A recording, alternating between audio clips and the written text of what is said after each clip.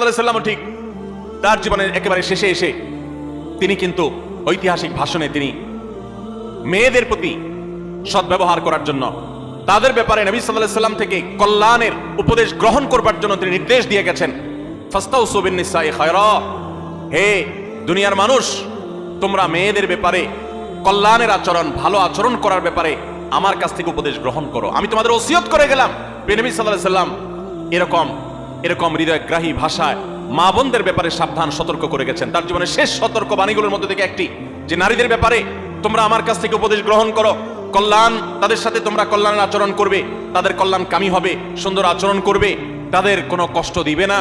অর্থাৎ এই মর্মে আমি তোমাদেরকে ওসিয়ত করে যাচ্ছি, আমার এই ওসিয়তকে তোমরা মেনে চলবে। মায়েদের আনন্দের একটা বিষয় এটি, তাদের গর্ব করার মতো একটি বিষয় এটি যে প্রিয় নবী সাল্লাল্লাহু আলাইহি সাল্লাম জীবনের শেষ ওসিয়তগুলোর মধ্যে থেকে একটি ছিল আমাদের ব্যাপারে যেন সবাই সজাগ থাকে, সুন্দর দৃষ্টি রাখে।